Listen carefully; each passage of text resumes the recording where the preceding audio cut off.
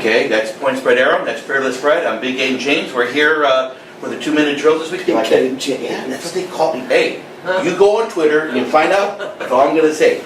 We got. I call him No Game James. Oh my God! Oh my God!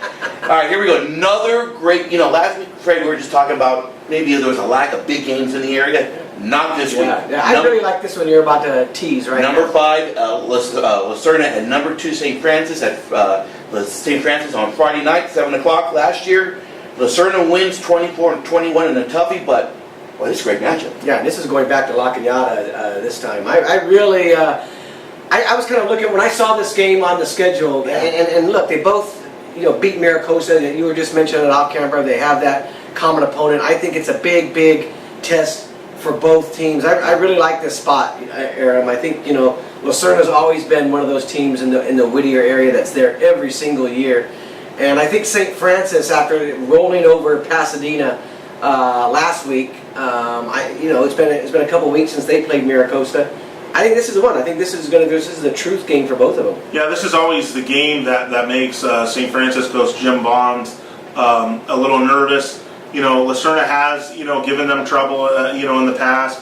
Serna just does what it does. We always say this, the names change, but really the bodies don't. The players, really don't.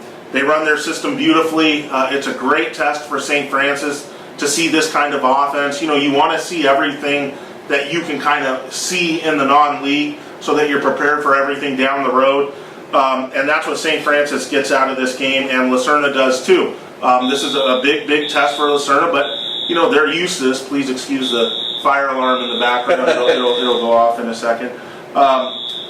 This is one of these games that Serna uses too to show that it can play on this level. And hey, I mean, they're both in the same division, right? So I mean, there should be really nothing between these teams, and it should be the competitive game that it usually always is. Yeah, like you said, it was 24-21 last year. Yes, it was. I look at this as a pick'em type game, Aram, and the way I'm going to, because St. Francis is at home, yep. I'm going to take St. Francis. If this game was at Serna, I'd probably take Serna. But I think they're that close. I think it's that exciting of a game. I think it's the SGV Whittier game of the week to me. This is we have Charter Oak and Damien on the other side of the valley. They're both undefeated.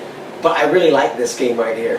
It's a great one. And with St. Francis, I'm a little biased because I know the quarterback pretty good. He's a great kid, Darius Carantes. Yeah. His older brother now just signed with the San Antonio Spurs in the NBA. This kid is legit. I want to say that right now. I think he's going to be, at the end of the year, he will be... He'll be in the running for Player of the Year. There's no question about it. We should kind of correct things. St. Francis did win this game last year. 24-21 was the score, but St. Francis got the win in this game. One of the reasons why I always like St. Francis in this game is because I'm always like, well, Serna can't stop the pass, and that's where St. Francis gets its edge, and it works. They are able to throw on them, but then how do you stop Serna's offense? I mean, it gives you such a test now. Some St. Francis observers were a little concerned about the back end of their defense, against the passing teams. Now we're going to find out about the front end of their defense, the front seven, which I think is actually pretty darn good, especially that front four led by Gabriel Grbavic. He's a stud defensive end. I think St. Francis is going to win this a little more easily than usual. Yeah, I do. And what does that mean, right? I mean, these are usually close games. You call me Point Spread Aram, I'd say St. Francis probably minus 13 in this spot. Yeah, that's another big number. Yeah, I think Francis is trying to be able to pass on them. Oh, wow. And if you get Serna behind, you put them behind the 8 ball as far as what they want to do. So I'm going to take St. Francis. Jeez. Oh, okay. Whoa. You want to bet I'll take the point. I'm just kidding, of course. Yeah, it's dangerous to ever think that, Serna's going to get blown out. The only loss that Serna has on their docket, Fred, is to La Costa Canyon, which was in the season opener, in which they lost to. What a great game.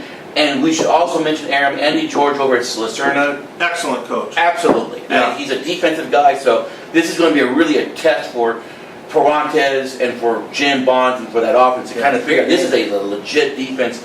that's going to be out there. Sure you don't want to go to this game, huh, James?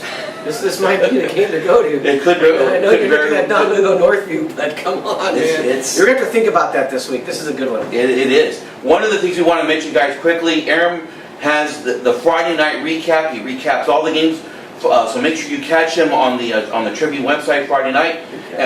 Saturday morning quarterback. Saturday morning quarterback. The last one I thought was really, really good, by the way. Thank you. So make sure you read it, and you'll have plenty of coverage on this game, which is Serna versus St. Francis on Friday night in the Pasadena Star News. Thank you.